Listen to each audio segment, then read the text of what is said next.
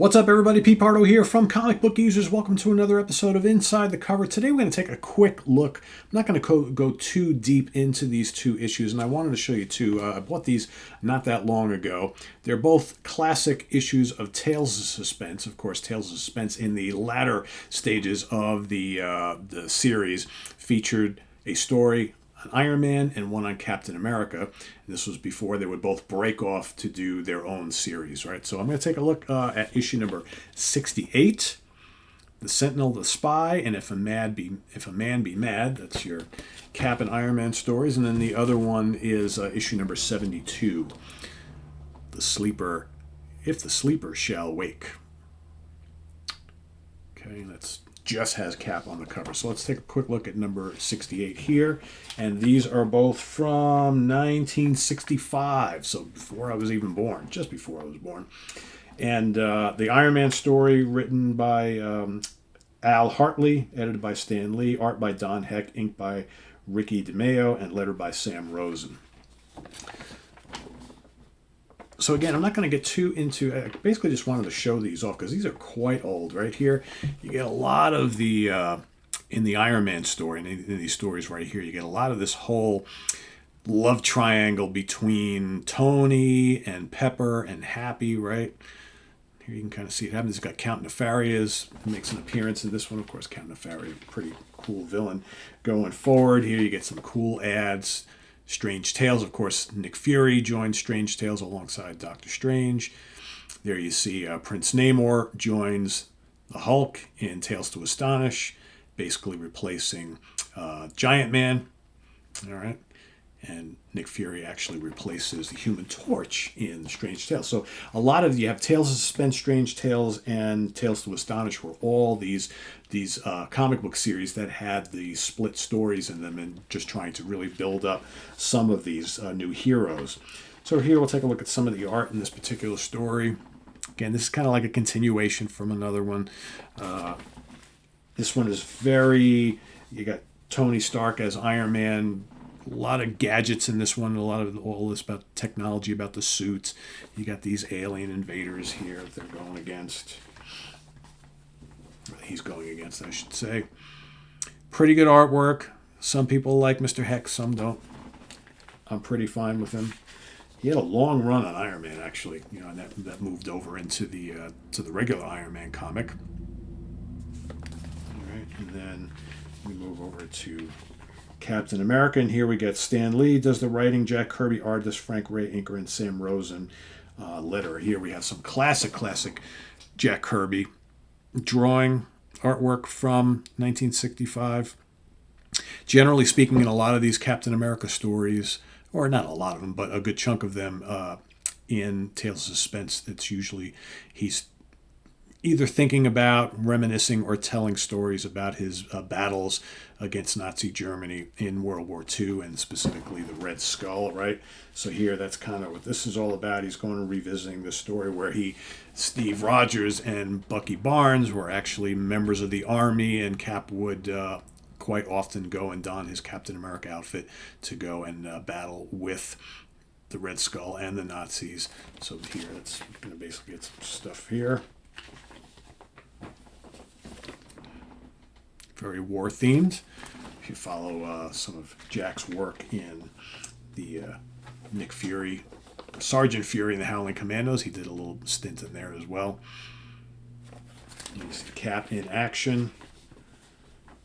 Good battle issue here.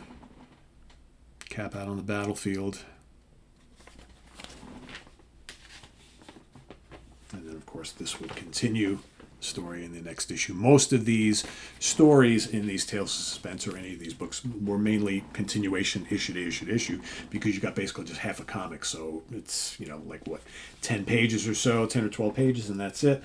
So here we fast forward 4 issues, right? And here, the Sleeper Shall Wake. Of course, the Sleeper, giant robots that created by the Red Skull and his minions. So this is also 1965.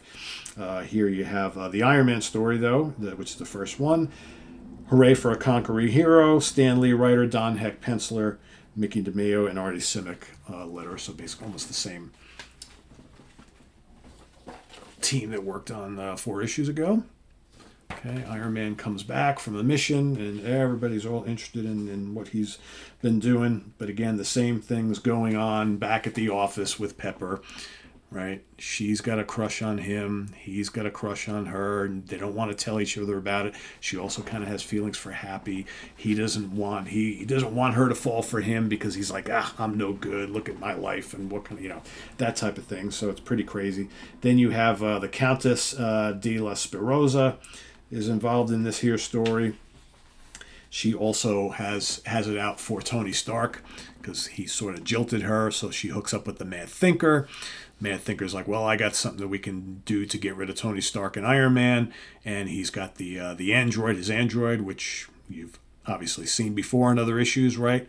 Past and before and afterwards. Here you got some cool Marvel masterpieces on sale. Did anybody have any of those? I've got a couple of those.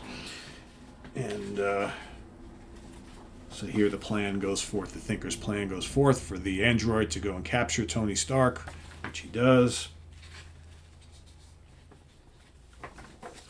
Goes back to the laboratory. Tony confronts the Thinker. Go to grab his attaché case, right? But inside he's got a little contraption. Lets some gas go out through the room. He hides out in some other place down the hall, puts on his costume, or his armor, I should say, and the battle with the android begins.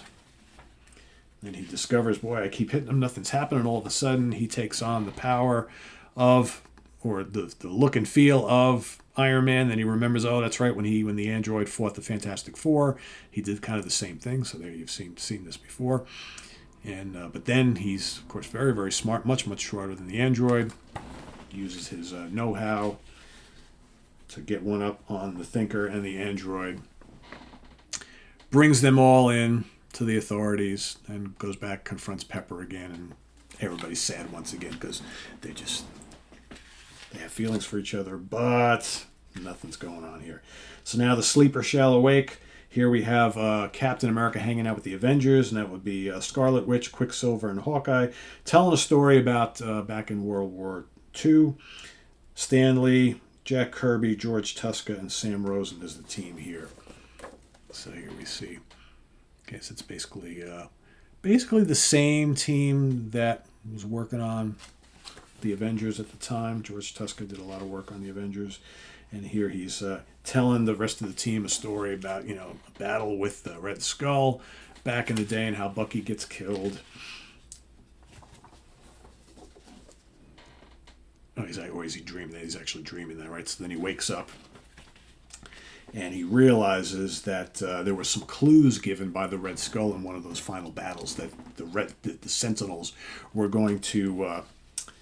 the Sleepers were going to come out at a specific date, and Nazi Germany was going to be reborn once again. So he's like all worried about this now. And there we have, okay, some Nazis that are still around in the 60s, right? They go to this mountain, right? And there they find in this cave is one of the Sleepers, all right? So Cap goes investigating. And he's like, oh, there is one of them. All right, here we go. Of course, spoiler alert, there's more than one that have been hiding for 20 years, right? So the battle begins here.